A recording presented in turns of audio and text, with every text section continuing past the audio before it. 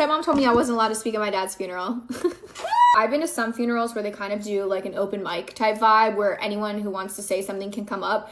But most traditional Catholic masses, you have people appointed to speak, and those are really kind of the people that speak. Rewinding to funeral planning time. So it's my 3 brothers, my husband, myself, and my stepmom. So we all meet at my stepmom's house. And when I get there, upon arrival, I had said, it's like noonish at this point. I had said, I gotta leave here by 4. I had said day 1, I was like, I'm speaking at my dad's funeral. I'm gonna do one of the eulogies. And she was like, we can talk about that. I was like, there's really nothing to talk about. Anyways, we kept it pushing. Nothing else was said. So now we're talking about the prayers. And I've always been the advocate, and when I can tell something is off, I'm down to be the first one to speak up. One of the prayers that was read, I was like, I didn't say anything. I look around, and my husband, all 3 of my brothers, it's written all over their face. None of us liked it. So I was like, I don't really like that one. Is there a way like we can switch that out for another one? She starts to get pissed at me. And I'm like, what? Like, what the hell is happening? She was like, did you just kick your brothers under the table to get them to agree with you?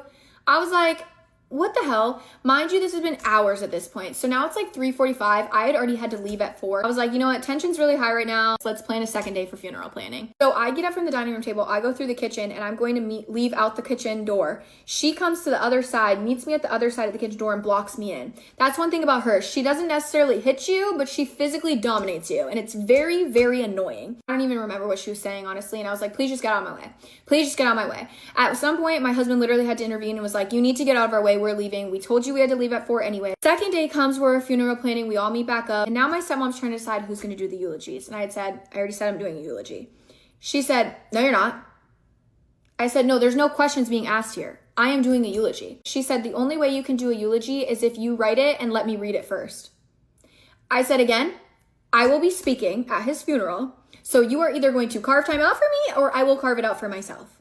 If you watched a couple of the videos back, I don't know if you remember, but she lied to us about the funeral start time. She took us out of the group chat. Is it all making sense to you now? Why she didn't want me to see this stuff? Funeral comes around. My eulogy comes up. It's time for me to speak. I go up. I wrote a beautiful eulogy. I included me and my 4 brothers. So I had said, Dad, you're leaving behind 4 legacies. And what I had done is I listed each child, named one thing that they were very, very much like our dad in, and then added like a joke at the end of like a silly way that they relate to our dad, that they're going to carry his silly legacy with him. Literally, no exaggeration, every single person in that church came up to me to say my eulogy was absolutely phenomenal. After my dad's funeral, I kind of knew like my relationship was like very, very, very strange, to the point where like we were hanging on by a thread this big. A couple of months had gone past, and she brought up to me.